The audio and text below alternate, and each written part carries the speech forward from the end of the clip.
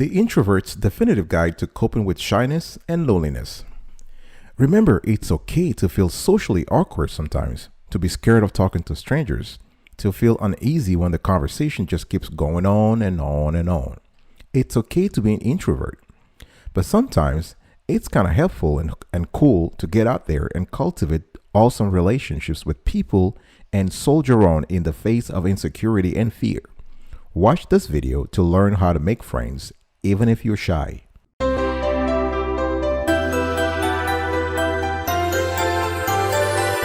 Welcome back, folks, to another edition of Sweetie Kiwi. I hope you are doing fantastic. I'm doing marvelous. If you are doing as great as I am, go grab a cup of coffee or vodka or tea. Oh, let's roll. Today, I want to have a conversation with you around the introvert's way of coping with shyness and loneliness. Number one, learning to accept yourself. When you start realizing that people are not scrutinizing you and judging your every word and deed, what will happen is you'll automatically feel less nervous socially. That leaves you ample time to feel comfortable by yourself, right? A lot of times in this world, we are our own worst critics. People are so harsh on themselves, you'll never imagine that they could even be thinking about, they will be the person thinking about themselves that way. You don't have to be perfect to be liked. You have to accept yourself. Nobody is perfect. In fact, our imperfections and quirks can be endearing. Think about it. Even our weaknesses can bring us closer to others. When somebody is honest and open about their vulnerabilities, it's a bonding experience, especially if they're able to laugh at themselves. So if you can cheerfully accept your awkwardness and imperfections, you'll likely find that others will too. Another thing you have to think about is that it's okay to make mistakes. Everybody makes mistakes. It's part of being human. It's part of the human experience. So give yourself a break when you mess up. The idea is not to avoid messing up. The idea is to learn from the mess. Your value doesn't come down after a mess. Your value doesn't come from being perfect. If you find self-compassion difficult, try to look at your own mistakes as you would those of a friend. Another thing to pay attention to is that your negative self-evaluations don't necessarily reflect reality. In fact, they probably don't, especially if you call yourself names. You know, you're stupid, pathetic, worthless. That's just crazy. Don't beat yourself up with all the things you should have, could have, they shouldn't have done. You know, making sweeping generalization based on a specific event. You know, if something didn't go as planned, you tell yourself that you'll never get things right. You're a failure. You're a crap. You always screw up. This sort of negative self-talk is just so damaging to your mind, to your self-worth, to your self-confidence, that you should stop doing that. So learn to accept yourself. Now, let me give you tips for making conversation. Once you accept yourself as you are, as a beautiful creature, as a worthy creature, as a worthy human being, you want to start learning tips to make conversation, right? Some people seem to instinctively know how to start a conversation with anyone in any place. Can you imagine you go to a social event and some people they have a knack for discussion. They have a knack for conversations. They have a knack for networking, and others are just clustered in their own area. So if you're not one of these lucky types, these tips will help you start talking when you first meet someone. Let me give you a few quick ways to engage in conversation with someone new. You want to remark on the surroundings or occasion. Let's say you are at a party and you can comment on, you know, I love this song. I love this area. The garden is well manicured. The food is great. Have you tried the chicken? Have you tried the lamb? Whatever general conversation whatever general topic you can pick, it is fantastic. You can also ask an open-ended question.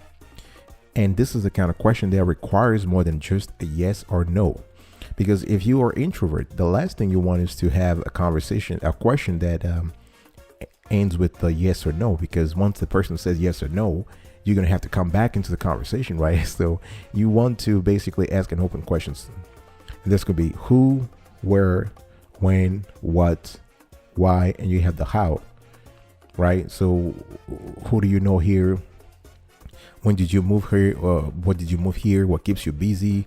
Why did you decide to become a vegan? This kind of questions can start a conversation. Those are open-ended questions. You can use a compliment. For example, I really like your dress.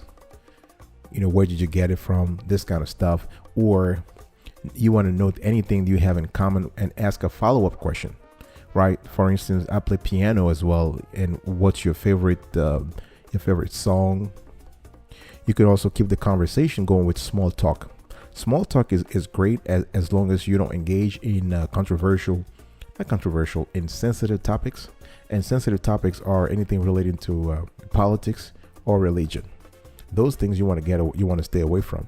And in some quarters, a topic such as diet can also be very, very, very hot. So you want to just kind of stay away from that.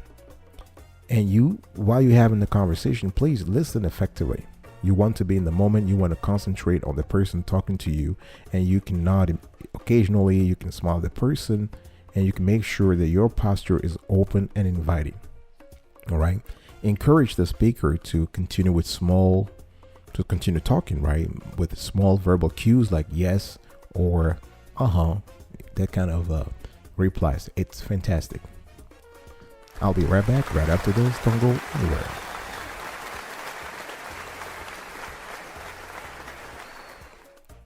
Welcome back, folks, to another edition of Sweetie Kiwi. We are still having here some kind of conversation around the introvert's definitive guide to coping with shyness and loneliness. Now, you want to understand shyness and loneliness, what it really is. The question is shyness and insecurity a problem for you? And how do you know that? Are you afraid of looking stupid in social situations? Do you worry about what people think of you? Do you frequently avoid social situations? Do other people seem to have a lot more fun than you do in social settings? Is it complicated for you to approach people or join in conversations? After spending a few minutes or hours with others, do you tend to dwell on and criticize your performance? Do you overanalyze your performance? Do you often feel bad about yourself after socializing? Those are questions that may help you understand whether or not you have a challenge or you need to address shyness and insecurity. Now, as human, we are meant to be social creatures, right? So having friends makes us happier and healthier. So when you have a situation where people are self-quarantined, there is a lockdown, you see a lot of depression because people cannot socialize. And that's because we inherently are social animals. Now, if loneliness is a common problem among people of all ages and backgrounds, and yet it's something that most of us hesitate to admit. Loneliness is nothing to feel ashamed about, really, if you think about it. Sometimes it's just a result of external circumstances. Let's say you've moved into a new area, you are new at a company, you haven't gotten a chance to form relationships yet. In such cases, there are lots of steps you can take to meet new people and turn acquaintances into friends, right? So if you are struggling with shyness, social insecurity, or long-standing difficulty making friends, that is different than loneliness. All right. So the truth is that none of us are born with social skills. There are things you will learn over time. And the good news is that you can learn them too. So no matter how nervous you feel in the company of others, make sure that you apply the tips I'm giving you on this show so you can silence self-critical thoughts, the negative self-talk I just talked about. And you can also boost your self-esteem and become more confident in your interactions with others. Now, learn to tackle fear and social insecurity. Now, when it comes to social awkwardness, shyness, frustration, lack of courage, all of those things, the things we tell ourselves make a huge difference. I was going back to the negative self-talk. You need to combat the negative self-talk. It has to start from yourself. It has to start from your brain. Here are some common thinking patterns that can undermine your confidence and fuel social insecurity. For instance, if you believe that you are weird, stupid, unlikable, and boring, or you think that other people are constantly judging you in social settings, if they're analyzing every bit of information about you, or you assume that you'll be rejected and criticized if you make a social mistake, if you make a blunder, or you believe that being rejected or socially embarrassed will be awful and devastating, or even worse, if you think that what others think about you defines who you are. All of those things are this is just stuff happening in your head, and it's far from reality. It's really far from reality. So if you believe these things, it's no wonder social situations seem terrifying, because you're thinking of the other people. You're thinking about the external world as against you, as there to judge you, as there to punish you, as there to evaluate all they're there to scrutinize you, to scrutinize every part of your behavior. So the truth is never quite so black and white. People aren't thinking about you. People have their own problems. They have their own issues. They're not as perfect. They're not more perfect or less perfect than you. They're just humans like you. And they're caught up in their own lives and concerns. Just like you're thinking about yourself and your social concerns, other people are doing the same thing too. They're thinking about themselves. The next thing you need to think about is that many other people feel just as awkward and nervous as you do. So the next time you feel socially anxious, it can seem as though everybody else is an extrovert, overconfident, but they're not. That's not the case. It's just a facade. Some people are just better at hiding it than others. But there are many introverted people out there struggling with the same self-doubts as you are. And you also want to think about the fact that people are much more tolerant than you think. So the very idea of saying something embarrassing or something weird or something strange in public may be horrifying to you. You're thinking everybody's judging you, but in reality, unless you try, you never know. It's very unlikely that folks are going to make a big deal over a blunder, because everybody makes faux pas. That's part of life. All right, I'll be right back right after this. Don't go anywhere.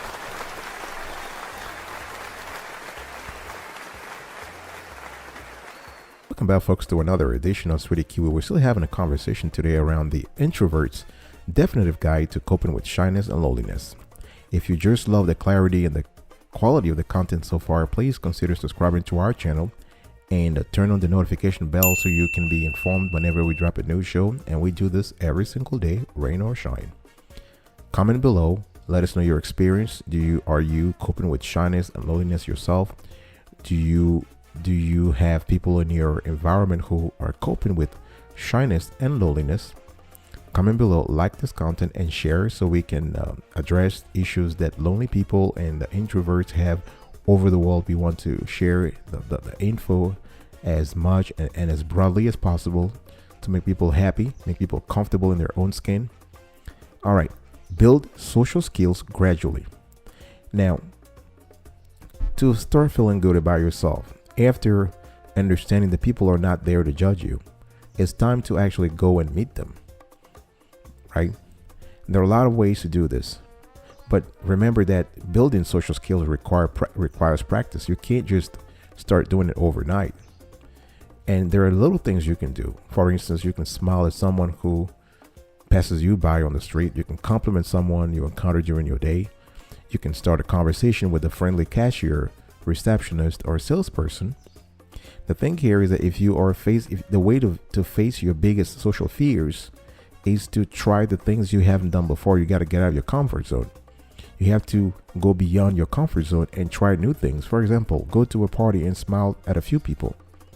Join another friendly, approachable group. Try to participate a bit more in the conversation. Introduce yourself. Pick someone at the party who seems friendly and approachable and have a conversation with that person. You have to try things. You have to get out of your comfort zone. For example, go to a party and ask a simple question. Do you know what time it is? Right? And once the person answers, just thank them politely and then excuse yourself. This is practice for you. This may seem like very childish or very, very simple, but it is not. You never know until you try it. And perfection comes through practice. All right. And here are more tips for you to develop social confidence. People always say, you've heard this before, you need to fake it till you make it, right? So you act as if you're confident, and this can make you feel more confident. You want to focus externally, not internally. So rather than worrying about how you're coming across or what you're going to say, switch your focus from yourself to the other person, right? So you'll live more in the moment and you'll feel less self-conscious. And please take some time to laugh at yourself. If you do something goofy, embarrassing, stupid, whatever, who cares? Use humor to put things in perspective. You just want to learn from it, laugh at it, and move on. You're human. You're not perfect. Nobody is. And you just want to take things one day at a time. Another thing to do is to exercise empathy, to practice empathy. You want to do things to help others or brighten another person's day.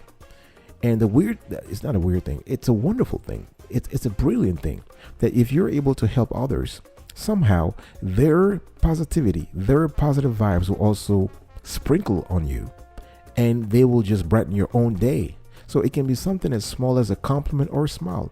When you spread positivity, you will feel better about yourself. Another thing I want to talk to you about, and this is a great thing that a lot of introverts out there need to know, you need to learn to deal with social setbacks and rejection. Because one thing you have to understand, as you're practicing social skills, you might have some setbacks. That's just normal. As you put yourself out there socially, there will be times when you feel judged or rejected. It's it's just normal process. Maybe you reach out to someone, they're not interested in you. They don't want to talk to you. They think you're weird, you're strange, but you know what?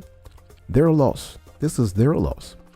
If they don't want to talk to you, then they're probably the one who are weird or strange in the first place, right? Rejection feels bad. Don't get me wrong. There's no question about it. But it is critical to remember that it's part of life. Not everyone you approach in life will be receptive to starting a conversation with you, let alone becoming friends. People are just that. I mean, even you yourself right now. Think about it. Just like dating, you meet new people. It inevitably comes to some element of rejection. Have you not rejected ever in your life? Of course you have. So accept that. And don't take things too personally. You know, if somebody is just, you think the person rejected you, don't believe because they don't like you. Maybe it's something else. They just having a bad day, or something is going on in their privacy, in their private life. Maybe they're going through a divorce, or the kids are just acting up, whatever it is, or they might lose their job. A lot of things are happening. People are distracted by other problems, or they're just not in the talkative mood.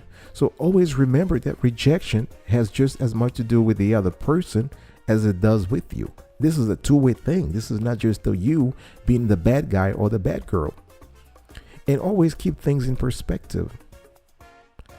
If you are able to keep things in perspective, you can deal with any social feedback, any social feedback or any setback, right? Negative feedback and setback. Someone else's opinion does not define you. And it doesn't mean that no one else will be interested in being your friend. So you will learn from the experience and you try again. This is a trial and error process that is constantly going, is constantly evolving. And the more you try that, the more you will realize that mistakes are just temporary blunders. So you don't want to dwell on them. Don't dwell on mistakes. Even if you said something you regret, for example, that's fine. It's unlikely that the other person will remember it after a while. People move on. People have their own lives. So always stay positive. Don't refrain yourself a failure. Don't label yourself a failure. Don't label yourself a stupid person. Don't tell yourself that you will never be able to make friends. The very shyest people do, and so will you. I'll be right back right after this. Don't go anywhere.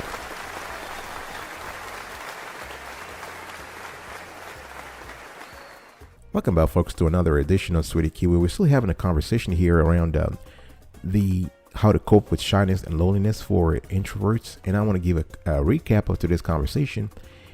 Today, I talked about 6 things: learning to accept yourself, tips for making a conversation, understanding shyness and loneliness, learning to tackle fear and social insecurity, building social skills gradually, and learning to deal with social setbacks and rejection.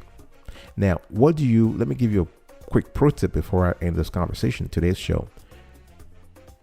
What do you do when social situations tire you out? When you're just so tired of going over and over into several parties, there are a few things you can do. Talk to your family and friends about your me time, your alone time needs, right? You want to be upfront about the fact that socializing is just a drainer for you. It drains you. It's nothing to be ashamed about. And honestly, trying to hide it will only add to your social exhaustion. You'll be exhausted. So good friends will be sympathetic and willing to accommodate your needs. Another thing you want to think about is overcommitment. Don't overcommit. It's okay. It's fine. If you have to turn down social invitations because you need a break or schedule downtime after socializing, that's fine. So if this weekend you go to a party and everything is fine, on Saturday you went to a party, and on Sunday you went to a wedding, or vice versa, you can tell your friends that next weekend you want to have a me time, you want to have you want to have a break. They should understand that. And take mini breaks at parties or social events.